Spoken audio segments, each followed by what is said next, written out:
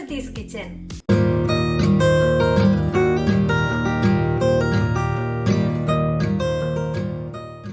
ಇವತ್ತೊಂದು ನಾನು sweet recipe ಮಾಡ್ತಾ ಇದ್ದೇನೆ.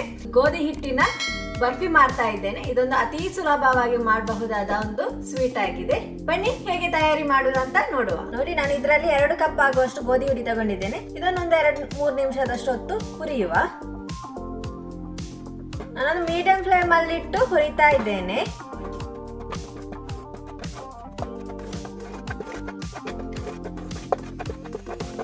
ನೋಡಿ, ಒಳ್ಳೆ ಪರಿಮಳ ಬರ್ತಾ ಇದೆ. ಇದಾಗಿದೆ. ಒಂದು 3 ನಿಮಿಷದಷ್ಟು ಹೊತ್ತು ಹುರಿದಿದ್ದೇನೆ. ಇಷ್ಟಾದ್ರೆ ಸಾಕು. ಫ್ಲೇಮ್ ಆಫ್ ಮಾಡಬಹುದು. ನಾನು ಇನ್ನೊಂದು ಪಾತ್ರೆ ಸ್ಟವ್ ಅಲ್ಲಿ ಇಟ್ಟಿದ್ದೇನೆ. ಅದಕ್ಕೆ 2 ಕಪ್ ಆಗುವಷ್ಟು ಸಕ್ಕರೆ ಹಾಕ್ತಾ ಇದ್ದೇನೆ. ಸಕ್ಕರೆ ಬದಲು ಬೆಲ್ಲ ಕೂಡ ಹಾಕಬಹುದು. ಇದಕ್ಕೆ ನಾನು 1 ಕಪ್ ಆಗುವಷ್ಟು ನೀರು ಕೂಡ ಸೇರಿಸ್ತಾ ಇದ್ದೇನೆ. ನಾನು ಮೀಡಿಯಂ ಫ್ಲೇಮ್ ಅಲ್ಲಿ ಇಟ್ಟು ಕುದಿಸ್ತಾ ಇದ್ದೇನೆ ಸ್ವಲ್ಪ ಹೊತ್ತು. ಈ ಸಕ್ಕರೆ ಕರಗಿ ಚೆನ್ನಾಗಿ ಮಿಕ್ಸ್ ಆಗಲಿ. ನೋಡಿ, ಇದು ಚೆನ್ನಾಗಿ ಕುದೀತಾ ಇದೆ. ಇನ್ನು ಇದಕ್ಕೆ ನಾನು ಅರ್ಧ ಟೀ ಸ್ಪೂನ್ ಆಗುವಷ್ಟು ಏಲಕ್ಕಿ ಹುಡಿ ಹಾಕ್ತಾ ಇದ್ದೇನೆ. ಈ ಏಲಕ್ಕಿ ಹುಡಿ ಹಾಕೋದ್ರಿಂದ ಈ ಬರ್ಫಿಗೆ ಒಂದು ಒಳ್ಳೆ ಪರಿಮಳ ಬರ್ತದೆ. ಇನ್ನು ನಾವು ಹುರಿದಿಟ್ಟಂತಹ ಗೋಧಿ ಹುಡಿ ಹಾಕುವ ಇದಕ್ಕೆ. ಈ ಹ್ಯಾಂಡ್ ವಿಸ್ಕ್ ಇದ್ರೆ ಇದರಲ್ಲೇ ತಿರುಗಿಸಿದ್ರೆ ಈ ಗಟ್ಟಿ ಹಿಡಿಯುವುದಿಲ್ಲ, ಬೇಗನೆ ಮಿಕ್ಸ್ ಆಗಿ ಕೂಡ ಇರ್ತದೆ, ಅಲ್ಲಿ ಗಂಟು ಆಗುದಿಲ್ಲ. ಇನ್ನು ನಾನು ಇದಕ್ಕೆ ಸ್ವಲ್ಪ ಬಾದಾಮ್ ಕಟ್ ಮಾಡಿಟ್ಟದ್ದು ಹಾಕ್ತಾ ಇದ್ದೇನೆ. ಇದು ಆಪ್ಷನಲ್, ಬೇಕಿದ್ರೆ ಹಾಕಿದ್ರೆ ಆಯ್ತು. ಕೊನೆಯದಾಗಿದ್ದಕ್ಕೆ ಒಂದು 4 ಟೇಬಲ್ ಸ್ಪೂನ್ ಆಗುವಷ್ಟು ತುಪ್ಪ ಹಾಕ್ತಾ ಇದ್ದೇನೆ. ಈ ತುಪ್ಪ ಕೂಡ ಅಷ್ಟೇ ಒಂದು ಒಳ್ಳೆ ಫ್ಲೇವರ್ ಕೊಡ್ತದೆ ಈ ಬರ್ಫಿಗೆ.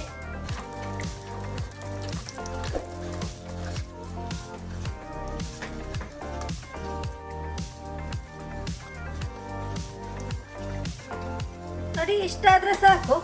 ಇನ್ನು ನಾವು ಫ್ಲೇಮ್ ಆಫ್ ಮಾಡಬಹುದು. ನೋಡಿ, ನಾನೊಂದು ಬಾಕ್ಸಿಗೆ ಬಟರ್ ಪೇಪರ್ ಹಾಕಿ ಅದಕ್ಕೆ ಸ್ವಲ್ಪ ತುಪ್ಪ ಹಚ್ಚಿಟ್ಟಿದ್ದೇನೆ.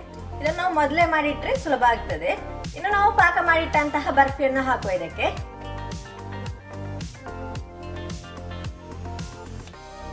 ಇನ್ನು ಇದನ್ನು ಸ್ವಲ್ಪ ಲೆವೆಲ್ ಮಾಡಿಡುವ. ನಾನೊಂದು ಸ್ಪೂನ್ ಯೂಸ್ ಮಾಡಿ ಮಾಡ್ತಾ ಇದ್ದೇನೆ. ಸ್ಪೂನಿಗೆ ಸ್ವಲ್ಪ ತುಪ್ಪ ಹಾಕಿದ್ದೇನೆ. ನೋಡಿ, ನಾನು ಚೆನ್ನಾಗಿ ಲೆವೆಲ್ ಮಾಡಿ ಇಟ್ಟಿದ್ದೇನೆ. ನಾನು ಸ್ವಲ್ಪ ಮೇಲ್ಭಾಗಕ್ಕೆ ಕಟ್ ಮಾಡಿಟ್ಟಂತಹ ಬಾದಾಮ್ ಹಾಕ್ತಾ ಇದ್ದೇನೆ. ಈ ಬಾದಾಮ್ ಹಾಕೋದ್ರಿಂದ ಒಂದು ಒಳ್ಳೆ ಟೇಸ್ಟ್ ಕೊಡ್ತದೆ, ಹಾಗೆ ನೋಡಲು ಕೂಡ ಚೆನ್ನಾಗಿರ್ತದೆ. ಇನ್ನೊಂದು 2-3 ನಿಮಿಷ ಬಿಟ್ಟು ಚೆನ್ನಾಗಿ ತಣಿಬಾರ್ದು, ಅದಕ್ಕಿಂತ ಮುಂಚೆ ಕಟ್ ಮಾಡಿ ತೆಗೆಯುವ. ನಮಗೆ ಜಾಸ್ತಿ ತಣಿದ್ರೆ ಕಟ್ ಮಾಡ್ಲಿಕ್ಕೆ ಸಿಗ್ಲಿಕ್ಕಿಲ್ಲ, ಅದ ಕಾರಣ ಸ್ವಲ್ಪ ಮುಂಚೆನೆ ಕಟ್ ಮಾಡಬೇಕು. ನೋಡಿ, ಇದು ಸ್ವಲ್ಪ ತಣಿದಿದೆ. ಇನ್ನು ನಾನು ಇದನ್ನು ಕಟ್ ಮಾಡಿ ತೆಗಿತಾ ಇದ್ದೇನೆ. ನಿಮ್ಗೆ ಬೇಕಾದ ಶೇಪಲ್ಲಿ ಕಟ್ ಮಾಡಿ ತೆಗಿಬಹುದು.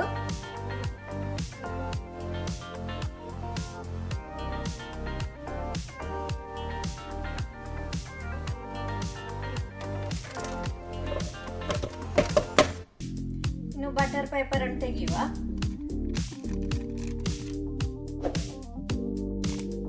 ನೋಡಿ, ಟೇಸ್ಟಿಯಾದಂತಹ ಗೋಧಿ ಬರ್ಫಿ ರೆಡಿ ಆಗಿದೆ. ಇದು ಅತಿ ಸುಲಭವಾಗಿ ಹಾಗೆ ಟೇಸ್ಟಿಯಾಗಿ ಕಡಿಮೆ ಇಂಗ್ರೀಡಿಯೆಂಟ್ ಅಲ್ಲಿ ಮಾಡುವಂತಹ ಒಂದು ರೆಸಿಪಿ ಆಗಿದೆ. ಮನೆಯಲ್ಲಿಯೇ ಸಾಧಾರಣವಾಗಿ ಸಿಗುವಂತಹ ಇಂಗ್ರೀಡಿಯೆಂಟ್ ಅಲ್ಲಿ ನಮಗೆ ಈ ಗೋಧಿ ಬರ್ಫಿ ಮಾಡಬಹುದು. ಇನ್ನು ಟೇಸ್ಟ್ ಮಾಡಿ ನೋಡುವ ಹೇಗೆ ಬಂದಿದೆ ಅಂತ.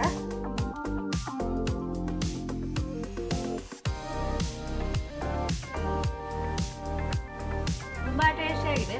ಇದು ಗೋಧಿ ಹಿಟ್ಟಿನಲ್ಲಿ ಮಾಡಿದಂತ ಗೊತ್ತಾಗುವುದೇ ಇಲ್ಲ. ನಿಮ್ಮೊಂದು ಸೋನ್ ಪಾಪಡಿ ಟೇಸ್ಟ್ ಬರ್ತಾ ಇದೆ.